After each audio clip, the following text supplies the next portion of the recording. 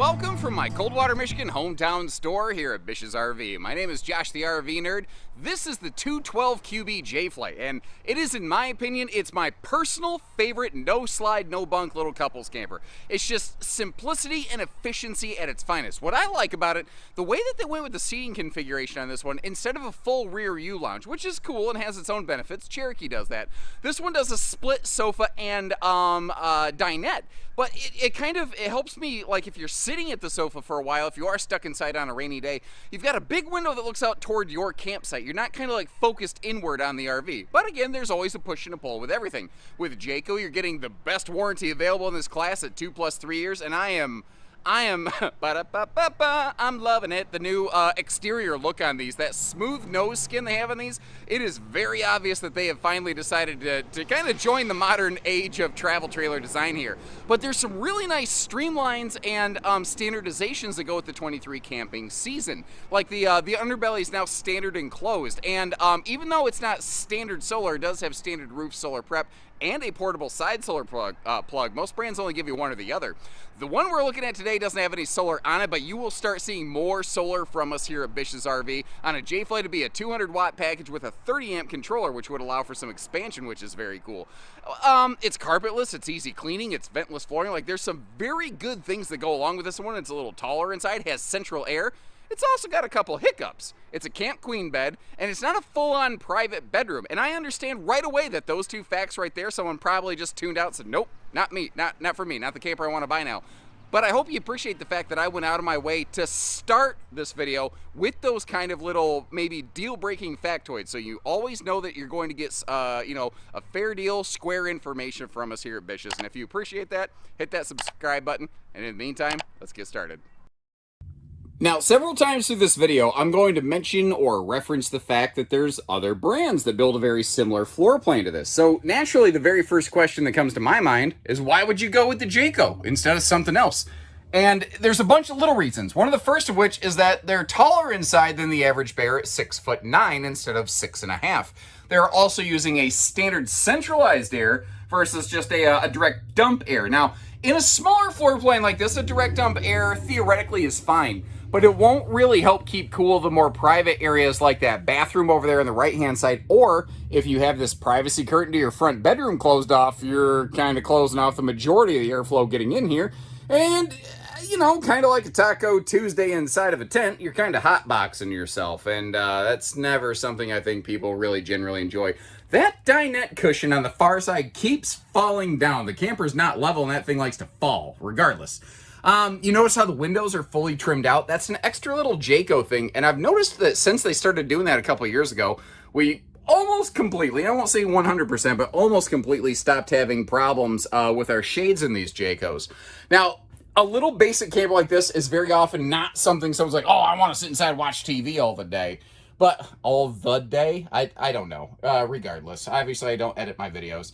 TV corner up here, but that one wire you see is actually HDMI. So if you do feel like running a nice high-def screen in here or something like that, you have the ability to have some decent entertainment instead of the red, yellow, white RCA cables that we all grew up with, hooking up the Super Nintendo, as my grandmother would call it. You and that Nintendo. At the same time, though, everybody has their own thing. I see the way that my daughter spends her recreation time, and I don't know that it necessarily makes sense to me. Sitting around watching YouTube all day. Can you imagine that? People just sitting around watching YouTube? Crazy, right?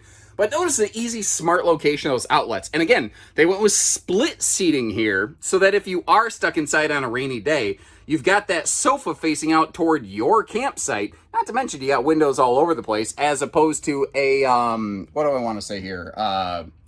Like giant U-dinette, which has its own benefits. But taking a look at the camper that we're in here, closing that all up, you see that we've got the shades to keep the sunshine out of this thing, either on a hot day or if you're going to be using the guest sleeping privacy capacity. All of our cabinetry, by the way, is all pocket screwed as well. So that's something that, generally speaking, just gives you a little more peace of mind, something that's going to hold up a little bit longer. Now, over here, you see that this one was built with the 12-volt DC compressor fridge. There's also a gas-electric two-way option. The 12-volt fridge maybe not as battery friendly if you are off grid, but it is larger capacity and it is vastly faster cooling, and it is always, without question, travel safe. Other than the battery usage, if you're boondocking, it is almost always the superior choice. But you know, that could be a deal breaker for some folks. The good news is they're still giving you both. Not every company is. We're looking at that lighter, brighter, modern farmhouse decor today, but you're not, you know, stuck with that. So if that jelly ain't your jam, you do have the option of going with their cottage decor, which anything you're looking at this that would be farmhouse white would be HOA brown, which is different from that darker brown. The darker brown will always stay. All you're changing is the white section of the cabinetry. Interestingly, the bedroom will always be its own color palette, and the bathroom will always be farmhouse. So kind of funny the way that that breaks down there. All sealed edge thermofoil countertops here throughout the kitchen, by the way. I'm going to back up. I don't want to make you motion sick. I like to kind of let you know what's going on. Easy reach USB plugs on either side of that counter. You know, near the seating areas, you could have your phone Bluetooth streaming some music, but you could leave it inside and staying topped off, you know, so it's not getting drained or anything like that. Kind of cool.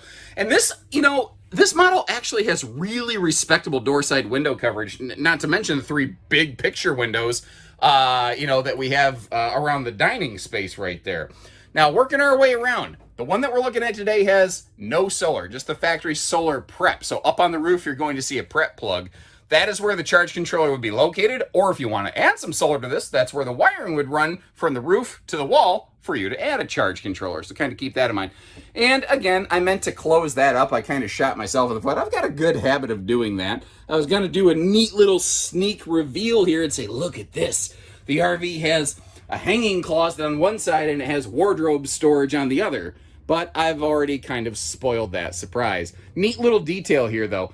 A lot of brands who build something like this don't give you any accommodations for TV hookups in the bedroom. Now, I don't think a lot of people are buying it because of that, but it is an extra nice little thing to look for. If nothing else, you know what I would do? I would ceiling mount. I'd get a stud finder, and remember to first calibrate a stud finder, guys. Hold it up to your chest and go, "Yep, there's one," and make sure your wife's eyes roll. If your wife's or your kid's eyes roll when you say that, you have calibrated it correctly. And I would ceiling mount a little fan to blow down at me on this, and I'd have it permanently mounted and up out of the way. That would work fantastically nice for me. Now, hey guys, I got a surprise. Look at this. Over here is hanging storage. It is nice that they do give us easy lift storage below the bed as well. A lot of brands who make something like this won't do anything like that. But again, you may notice you do at least have a privacy curtain there. Now, this is not a full privacy model, but by virtue of the fact that the kitchen and the bathroom kind of cut things off, I think it honorary qualifies. If you are up there folding laundry aggressively and you have some kind of guests, they're gonna know. They're gonna know. So maybe just kind of keep that in your head there. Up top, with the taller ceiling, comes a taller shower, which is something I personally really, really like on this one. Now, this model, a lot of the J-Flight series, it depends on the floor plan. Some use tubs, some use showers. They use what they can, where they can, how they can most effectively, essentially. Now, the space around the toilet is tight. I am not wide. I ain't thick with 2 C's. I'm just more long and gangly, as you can see from the reflection of my left arm there. And that is the dollar store 4-inch fart fan. It's not the Fajita Friday fume fighter, but the fact is, it is easily upgraded. Now, normally, I'd like to show you the RV with the slides closed in road mode, but the only thing you really need to do to prepare this one for departure, ladies and gentlemen, is just put that table down into sleeper mode. That way it just doesn't jiggle bang all over the place. Technical term. Now down here outside, we're actually over on the driver's side of the RV because I think that it does a better job of showcasing the fact that this does have a full, true pass-through as opposed to only a good baggage door on one side. And they're using the big doors on both, but you might notice this big hunk of wiring staring down at our faces right here. Well, thankfully it is labeled easily enough. Inverter prep. That is another new for 23 update on these. Previously, you only found any level of inverter prep in the laminated Jaycos. Now you're finding it all the way down here in their stick and tin series. Now, inverter prep, that doesn't mean like you're going to run the entire RV off an inverter like air conditioner and stuff like that. It's not wired like that. It's not a super solar mega off-grid killer, guys. This thing instead if there's specific outlets in the RV that would be wired to that inverter loop run. And I'm going to just keep on cruising real fast here because there's a car coming at me. I'm in the driveway, and they're being very cool not to run me over, and I'm going to thank them with a little hand wave. One of those kind of, unspoken gestures, like, when you're a pedestrian on a crosswalk and a car stops for you, you got to do that little wave like, hey, thanks for recognizing. Like, there's just something there. Anyway, sorry. What was I getting at? Oh, inverter prep. Well, that's a cool new thing on these. Also, obviously, that new front end that they have on these, and I don't have any old J flights right next to me right now. We're pretty much sold out of those already here at my home store. I think the color contrast and stuff, the smooth look on the front, it just looks good to me. And very linear graphics, not Nike, Adidas swooshes and stuff all over the place, Looks good to me. Power awning, power tongue jack, LED lit power awning. I don't know of anyone really not doing that anymore, but I figure it's worth mentioning just in case. I don't know. Something else that's nice on their stick and tins, this is another class-leading feature. You're actually looking at two of them. First of all, it is prepped and ready for a full observation camera suite. Secondly, this has their J Smart safety lighting package. So if you flip on your right-hand turn signal, that marker light right there will blink with your turn signal to give the other drivers on the road an idea what you're doing. Because I don't know about you, sometimes the way I'm driving, I'm not exactly sure. Sorry if the camera lurched there. I was backing up and I ran right into a J feather right behind me. About knocked the wind out of me.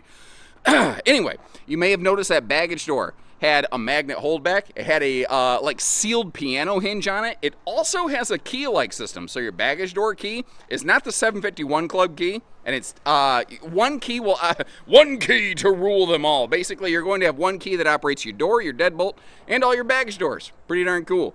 Tinted windows, 2 + 3 year warranty that I don't believe anyone else in this class is doing. That's right there, another class-leading feature, kind of like your Goodyear Endurance radial tires. Now, last year, out of nowhere, a bunch of brands finally started using Goodyears, and boy, they made some noise about it, like, hey, we're using Goodyears. Well, it turns out a bunch of them were using the better Goodyear tires because they couldn't get their normal import tire, and Goodyears are U.S. made. Keep an eye on that this year. If you're really concerned about tires, a lot of brands are swapping back to an import tire. Now, I'm actually of the belief that I don't think a tire is inferior purely due to the fact that it's an import tire. I think that if you keep them at the proper PSI and you're not driving 75 miles an hour towing a trailer, I think a lot of RVs are going to get along just fine. But not everybody agrees. And the cool thing is, we're literally like right next to Bell Tire here at my home store. We can always just get some different tires. Hello, Ember, sneaking in on the left side of the screen there. You may have noticed, I don't know if you did, on the bottom right-hand corner of the screen, behind the bumper, off the door side of the RV, there is a propane cooker hooker over there, by the way. And as long as we're staring over here, and the fact that this one's outfitted with the optional roof ladder, let's take a look up there at the plywood-decked Magnum Truss walk-on roof.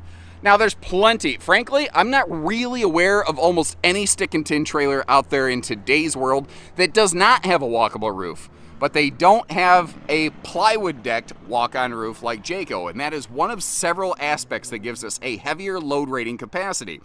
So, if you're in snow country, well, it's no problem. You don't really have to worry about, like, brushing off your Jayco when you're all done with it. Now, over here, it's the little detail factors, like the fact that you have both a hot-cold outside utility shower as well as a black tank flush instead of one or the other. It's all those little things like the galvanized steel wheel well, the blowout shield guard above those Goodyear tires that you get in these Jaycos. It's a bunch of little details that help separate them, and maybe those things don't matter to you. Maybe that means that this isn't the right trailer for you, but if those are details that you like, this is probably a brand that ought to be on your list. So I mentioned earlier, this is my personal favorite, but it's certainly not the only one who builds a floor plan like this. East to West has a good version of it. Cherokee has a very good version of it. More than one builder builds something like this. Coachman Freedom Express has a very different floor plan, but also a no slide, no bunk model in their Freedom Express series that's also very good. So I ask you folks, what do you like about this one? What would you change given the opportunity? And I will leave you some links in the video description. Check out those other similar guys and let me know on any of the videos which one is your favorite and why. And I appreciate you tuning in as always. Thank you very kindly. So take care, stay safe, have fun, and happy camping, everyone.